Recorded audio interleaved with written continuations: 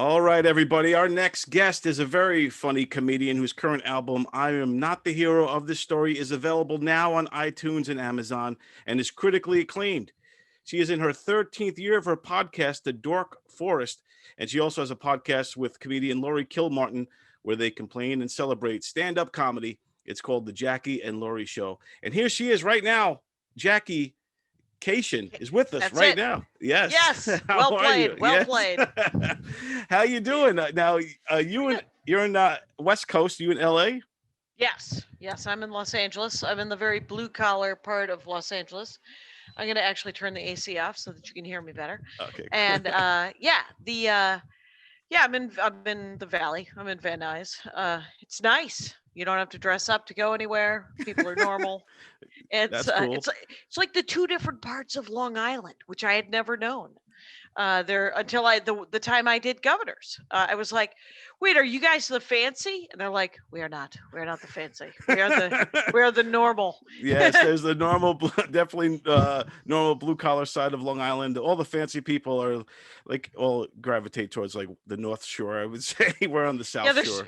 Right. Okay. Yeah. It's literally it's split up, and it was so funny. I didn't know all kinds of things. I didn't know about Long Island, and then I did the club, and one of them was that Herman Melville was from there, and Walt Whitman. Yes. And I forget who said when I got off stage, and I was talking about it on stage, and somebody said, "Hey, most of the people here think that that's the mall. Why don't you just why don't you just do your jokes?"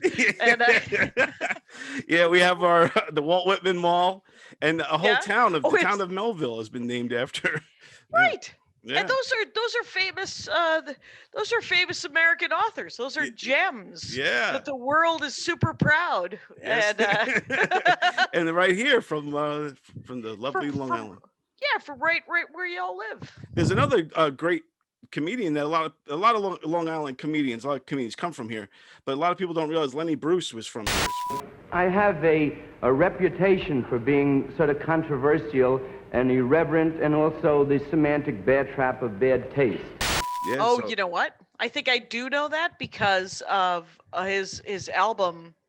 My favorite bit of Lenny Bruce's, a lot of people don't, and I didn't know anything about him when I first started doing stand-up. I didn't know anything about stand-up, but Lima, Ohio. Have you ever heard the bit about Lima, Ohio? It was about him being trapped in Lima, Ohio for 2 weeks. Right. And he met the only Jewish couple who lived in Lima, Ohio.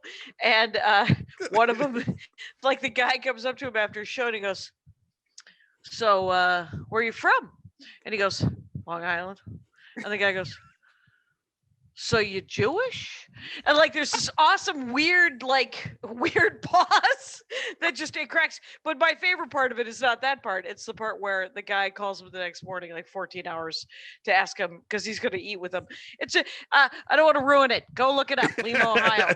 Don't bother me. What do you know? Esta quinela, esta caliente recia que esta Tijuana. Don't bother me. Give me the rubber band for my ponytail. That's what Lenny Bruce. The great Lenny Bruce, yes, Long Island's own. No, but like you're hearing all these things now in the COVID era of LA and people fleeing and all that kind of stuff. And I just want people are talking about everybody's leaving. People are fleeing. Joe Rogan is leaving Los Angeles. A person like Elon Musk saying no to California. You love California, but you are seriously considering leaving the state. So this is what's going on. I am leaving California. I love the state of California, but they do not want me here. I, like many others, have gotten out of California. That is a bit of a lie. You know who's trying to make that a truth though? Real estate agents. yeah, they're trying to get everyone to buy them up and make it a buyer's market. You want to sell your house? You're thinking about moving to North Carolina? I know a lot of guys moving to North Carolina. You moving to Nashville? Where are you going?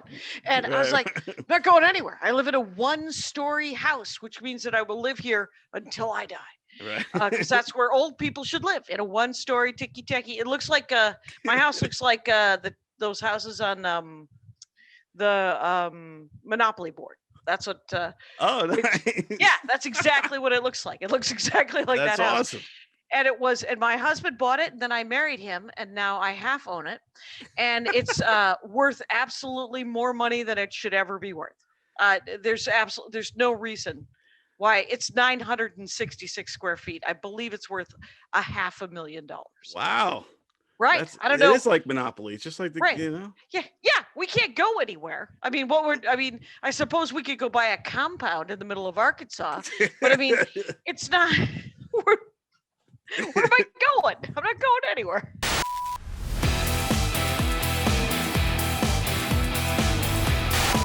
I guess the comedy scene's pretty much shut down over there too, right? Because we're shut down here. Nothing indoors. Nothing indoors. A lot of outdoors. A lot of people pretending that there's no stand-up comedy going on. Things that people, like a year ago, the coolest comics in the world would be like, I'm not performing in your backyard. I'm not performing on a drive-in theater. What am I, an animal? And now they're like, who books that? Who books that? It was the great equalizer in a lot of ways. Really? It leveled the playing ground for stand-ups in a lot of ways. Have you seen that? I mean, I have. I've seen it for myself, just because there's a lot of clubs. Like I work 35 normal years in 35, 45 weeks a year. I try to do 35. I always end up with 42. I'm like, please stay home. Like I've been 7 months with my husband, and this is a year that will go in infamy as the most glorious year of my life. He is a good guy. What a nice man. There you go. See that? Really you got to know him again. Yeah. Really interesting. Reintroducing myself to that fella. And so, but the crazy thing is that there's so many clubs that don't, there's plenty of clubs that also don't book me, right? I mean, I work plenty, but there's plenty and that's true of all comics, right? So, since March, I got off the road March 15th, March 17th or 18th. I was doing Zoom shows because I need comedy. Need to stop the voices. Hello, it's me, Jackie Kashian. I'm going to host more Minneapolis comics, wherein we all split the money and get to do stand-up comedy for you who get to stay at home, and we all get to be safe. This is not my real hair. And I'm also working on a new album, and have been for the last 2.5 years, which when I went into quarantine was an hour long and needed 15 minutes of work to bring it down to 45. 7 months later, it's an hour and a half long, and it needs, I have to work it down to 20 minutes of chaff. Anyway, so, I have to say that I've been doing shows, 4 or 5 Zoom shows a week, making some weeks more money than I make headlining on the road. Wow. And some weeks not, but it literally depends how much work I'm willing to put into it. Right. And but it's my work, I could put the work in. I've never wanted to be a booker. I've never wanted to work this hard in my life. I just want to go up and tell jokes. Scoop about Atlantic City. The Monopoly board is named after Atlantic City. Did you know that? Yeah, the Monopoly board. So when you're walking around Atlantic City, you are walking on Boardwalk to like Park Place. And then you see Marvin Gardens, and you see Indiana and Illinois, the red tiles. It's hilarious. So I was walking, you know how I found out? I was almost crushed by a giant shoe. I change every Sunday. I do a show, and I call it Sunday Services. Sunday come to meeting. Right. And sometimes it's in the morning because I got fans in Australia. And nice. Sometimes it's at night because I got fans in Australia. Whatever. I changed the times because of where people, like some people are in the middle of Europe, some people are in London. So you're playing for the time zones. Yeah, I mix it up. So everybody, you can wake up and watch some stand-up if you want. You can wake up at 3 and some people are setting an alarm at 3 in the morning and watching. And I'm like, that's awesome. Yeah. Yeah, because that's the other weird thing is I've had probably a core group of about 80 people who come every Sunday. And I'm like, I am working on the same hour and a half. I am so sorry. And they're like, This is fascinating. I get to see it tighten up. Yeah, right. They're loving the process, and that's something you don't get to see unless you go to the clubs every single night, like as a fan. But now people could actually sit and watch you work on your material and build it and craft it. That's pretty cool. Right. And the other thing is, there's a lot of people who come to these shows that all they have is internet. Like they live in the middle of Canada. They live in rural Alabama or Arkansas or North Dakota, and they get comedy. Like there might be a Mueller run, right? There might be a Tribble or Yoder does a Wednesday right by the Air Force base, And now, like, did you think that you would have been able to reach these audiences in Australia and worldwide had it not been for this situation? It's definitely broadened, like I have, it hasn't blown up. Like it's not hundreds of thousands of people, but 5,000 or 6,000 people. It's not 20 grand. It's not 100 grand. I haven't broken 1 million. Right. But quite honestly, there's so much work in general that can be niche, right? Like somebody with an Etsy or your eBay where you're like, I got action figures. There's 1 million of them, right? I'm selling them on eBay. And then all of a sudden, hundreds of people that you wouldn't have known. So I think that there's 10,000 people for each and every single person on the planet. I like that. I gotta find my 10,000. Exactly. Find your 10 or 11,000 people. Have them give you $10 a year, and then you can sit pretty good. Yeah. So I think there has been some positives to this scenario where it has enabled us all to be more computer savvy, but also reaching farther audiences. Work on your material. You have more time to kind of craft your stuff, and I think that's cool. And you've been kind of in the podcast game for a long time with the Dork Forest. The Dork Forest, it's actually the 14th year. Oh, I forgot to change that on my website. Oh. Because the anniversary's in September. And it's just October turned. Now. Yeah. So 14 years doing this, and throughout the years, there've been a lot more podcasts that have been blooming, but now it's been like, everybody's got one. Is that something that, how do you feel about that?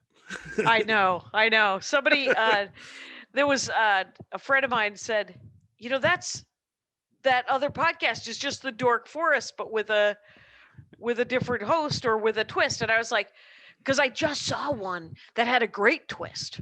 I was like, well, I can't say that I invented interviewing nerds about what they love, Right. And the definition, of course, of nerds being so broad. Like this week, it's boats. That's that's the coolest thing in the world. It's Lisa Curry talking about boats. Whoever the boat captain is just steering, and you're managing the sails, and they're shouting at you, and you're like, ah! Next week is a true.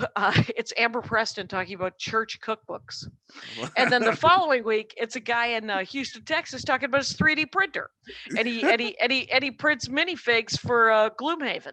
Oh, anyway, wow. Yeah. So I mean, it's traditional nerd stuff, and then it's also absolutely anything. It could be the fact that you collect bees or whatever, but I don't. I do genuinely think that there's 10 or 11,000 people for every artist and people that can support that, Right. Because like my Sunday shows are $5. That's what I was like, give me something like $5. I'll send you the link. It'll all work out. Everyone has $5. Right. Everyone who has the internet, shall we say, has $5 that they spend on a cup of coffee or that they're willing to light on fire by watching me work on a different 40 minutes that I did last week, where I worked on the other 40 minutes. So how's that work? When you're doing the Sunday show, are you on a set, or are you doing it right where you are now, or how's it like? Right where I am now. I stand up. That's cool. And then there's the background right there. It's got my name on it right there. See just mine, whatever. Anyway, so but I stand up. I got a mic. I don't use the gaming headset. Right. And then but my new favorite thing, because it's so lonely, right? It's obviously, we all have to be able to walk out of our homes when this is over. whole people, an entire human being, please. I would Not like just this. Nobody knows what the bottom half looks like anymore. Oh, you don't want to see the bottom half of whatever's happening here. There's been some eating problems where I'm just like, okay. So, but the weird thing is, so I've been inviting. Initially, I would just invite one comic that I wanted to see what they were working on, and also Misery Loves Company. I wanted more people to do Zoom shows, and so, but now I have 2 people doing 10s, and then the younger comics, the comics that are coming up, have been showing up at the shows, going, I do stand up, and I'm like, wow, I'm now a place where you can come and hang out and spend $5 to get in, and then tell me and hope for a set. And I'm like, oh Christ, what have I done to myself here? Except for that, I can give somebody 5 minutes. What, it's going to kill me? I can get, if I give one of the up and comers 5 minutes, we all sit through it. Everybody has to learn how to do stand-up comedy somewhere. There you go. And then I have 2 people I want to see do 10 minutes each. And then I work on my 40, and the same 60 or 30 or 80 people, whoever comes, right? They get to see someone else besides me work on other material. That's pretty cool. And like you said about new comics, it's got to be weird if you're literally like your very first stand-up ever was on Zoom. Like that, there's got to be a whole new breed of comedians. Hello, yes, testing, test, 1, 2, testing, 1, 2, 1, 2. Hi, everyone. I see everyone logged on here. Welcome to the Friday Night Live Jam Sessions. There's so many weird things where you're like, this is the time when you want to do something, and you're going to do it over Zoom. Think about like kids who are going to kindergarten for the first time. Yeah. This is it. Think about people who are like trying to get sober, going to like an AA meeting. And this is it. Oh, stay safe. Everybody stay safe. Everybody staying safe. Oh. The poor bastards who do music because of the lag, you can't jam. Right, yeah. You can only do solo work unless you know how to edit like a bastard, right? Yeah, or really configure the mics or something. But yeah. There's a lot to it if you want to put music's rough on Zoom. Yeah, because you got a guitar in the background, so it looks like you play. Oh, this is this background is actually Wayne's World. This is the Wayne's World. Oh, look at that shark. It's did you get the new version of Zoom? Because my current favorite background, they have these new things called filters. Right. And here's my new favorite thing. Mid-century chair, Don. Mid-century chair. That's ridiculous. For no reason. There's a chair there. You gotta love it. I gotta mid-century chair. Let's do it. We gotta figure out how to get somebody sitting in that chair. Yeah, I want to superimpose a Lego. You kind of touched on a little bit, but is there a difference between dorks and nerds and geeks? Is it all the same, or is it's all the same? They're all the same. It's whatever word you're using. The reason I called it the Dork Forest was back in the late 90s, and in my 2003 half-hour special, Comedy Central. Find it. Anyway, if you go to my Instagram, I have a clip, but I don't think I have the Dork Forest clip. I used to do a bit about, it was on like, I think my second album. So I'm willing to hang out with all people. I love people. I'll hang out with nerds and dorks and geeks and whatever. But I found a line in the sand where I had to stop, and then the setup was, how deep into the Dork Forest do I have to go to find someone I wouldn't hang out with? And then I list many things, and then I tell whatever the joke happens. But the Dork Forest made me laugh. Just the idea that there would be something called a Dork Forest. Hi, I'm Jackie Kashian, and I'm your guide on this expedition into the Dork Forest. What's your dorkiest thing? What are you really into? I love. I am. The thing is it's always nice when it's kind of embarrassing, when you're kind of like, I'm sorry, I love this. But so I love things, and like once Kathy Ladman was like, I would talk about knitting, except for that knitting is cool. And I said, no, it isn't. But okay. Right. See, if you really love something, you think it's cool. Yeah. Right. The thing that I love that I know is not cool are romance novels. Let me tell you something. People get on stage all over the world. Comics do, and they talk about their love of porn and drugs, and audiences are like, interesting, fascinating. I get up, I admit that I occasionally read some poorly written prose, and there is some judgment. That's not cool. It turns out. What it is, though, is it's super empowering, Don. I don't know if you know this, but romance novels are written for women about women. And they're by women. So it's all just a nice, anyway. Only with Mills and Boone will you discover your kind of romance. In other news, some of them are super sexy. Okay, so it's like porn. It's no different than people who like it. It is porn. kind of like I remember a long time ago. Actually, my friend's mother had a big collection of romance novels, and she had a bookcase in the garage full of them, and they're all paperbacks, well thumbed through. She must have read each one numerous times, and we read one, and wow, we were me and my friends, we couldn't believe it. Yeah. You're like, wow, this is a nice lady, and she's reading about this business. Yeah. Anyway. And they take some hardcore stuff, but they write so beautifully about how hardcore it is. It's a weird blend. And some of them are better written than other ones. I mean, the thing is they're all at this juncture, like when I first started reading them, and I would like to say, Katie Bachman, 8th grade, thanks a lot for costing me thousands of dollars and making me never finish Moby Dick. So Long Island shout out. But I will say this though, is that his mom had them because there are some that you keep and reread, and they're either funny, well written, or they're super good sex scenes, and those are the reasons. That's the reasons you keep them, and you do the reread. I probably own 50. I've probably bought 6,000, and so sometimes you throw them out.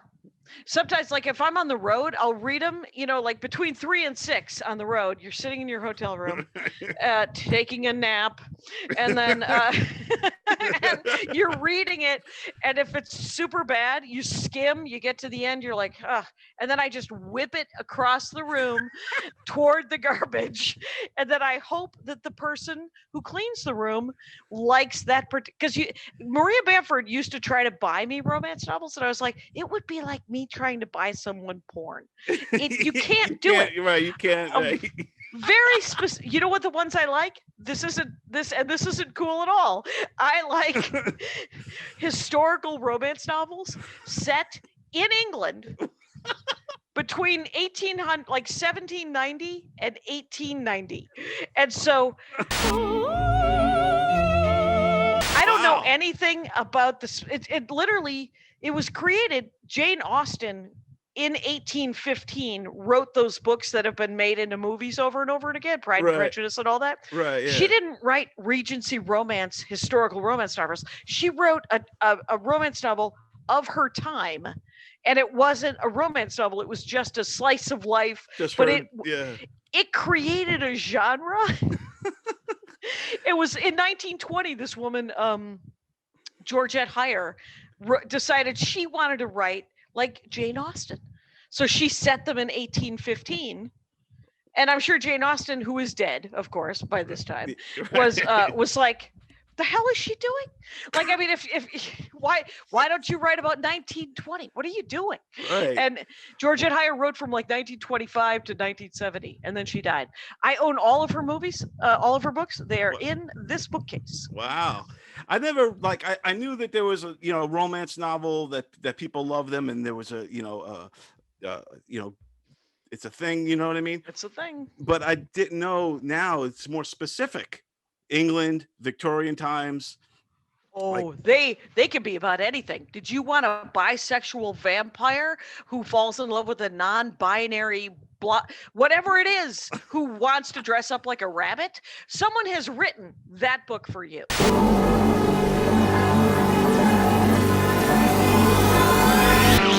Do you ever go off and like read a different romance novel set somewhere else? No, you're strict about it. You know, Audible hired me to write essentially. They wanted me to write a funny romance novel, but because it's Audible, owned by Amazon, and Amazon makes $1 gajillion on romance novels, they were like, it can't be mean, it has to be nice. Right. And I was like, okay. And they're like, that's why we're asking you, because we know you love them. And so I made the job twice as hard as it had to be. But if I ever do write this thing, what I would have to write, this is what I wanted to write, which is why it didn't work, right? Okay. Because I made the job way too hard. But the thing is you've seen Galaxy Quest, right? Yeah, great movie. By the sons of Warvan, I shall avenge you.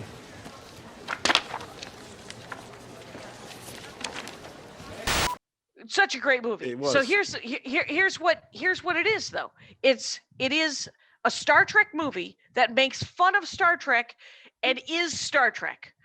Right. and loves the fans and loves the genre and is good at both of those two things. And that's what I would want to write as a romance novel. Well, hell of a bar, right? I mean, that. And then I tried to turn it into a historical romance. I have never written a romance. I've never written a novel. Right. I want to have written a novel. Right. It turns out they just paid me for the spec, and I took that money. And then I was like, and then they read the spec, and they were like, "Yeah, this isn't it." And I was like, "You are correct. You are correct." Did you set it in England and everything? You like? Yes. It was terrible. I have a new idea for it, that if I ever do write the Galaxy Quest of romance novels, it's going to be Elon Musk and J.K. Rowling fall in love, and it's on an island off of Vietnam for some reason. I would buy that. I would watch that. I would do everything. Right, and they both become better people. That's what happens. They both become better people. What is that actually happened? Well, this is great, Jackie. I love that had the opportunity to talk with you. This was great. Thanks for having me. And I learned so much about you. Now I'm going to go dig up and find a romance novel about England and get into it. Sure. If you go to my Twitter, my pinned tweet, actually, I ripped my DVD, which is not my last album, Hero, but the album before that, which was called This Will Make an Excellent Horcrux. I ripped that DVD and I put it on YouTube unlisted because I do sell the DVD, but it felt like I ripped it in March and I just posted it because people could use some comedy. Yes. So feel free, if you want, to go to the pinned tweet on my Twitter.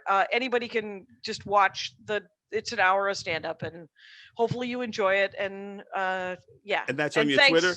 So that's on my Twitter. Jackie Kashian. Yeah. That's all it is. Kashian It's just at Jackie Kashian on Twitter. And then also go to her website and the Dork Forest, and also the Jackie and Laurie show. Jackie and Laurie show. So you got a lot going on, and the Sunday show. I think everybody and the Sunday Zoom. I would love that, because a lot of people watching this are stand-up fans who would love to watch you work in your craft. That would be terrific. Oh my God. Sign up for the email list on JackieKashian.com. Do what you got to do. But whatever it is, just take care of yourselves. Take care of somebody in front of you. You can do it. I believe in all of you. Yes, and we believe in you, Jackie. Good luck with everything. You're awesome, and I appreciate you taking the time. Jackie Kashian, everyone. My name is Silvio Dante. My friend Don Sill, he's got a great show. What's it called? Put up, stand up, and shut up? No, put up, shut up, and stand up. I keep getting that wrong. Put up, what is it again? Put up, shut up, and stand up. I don't know the name of it, but everybody else does. Put up, shut up, or stand up. Right? Put up, shut up, stand up. Put up, stand up, and shut up. We'll start over. Again. Put up, stand up, shut up. Put up, shut up, and stand up. You gotta watch Put Up, Shut Up, and Stand Up with Don Sill. We just had a fucking blast. That's what I thought. Put up, shut up, stand up. That's what I was gonna say.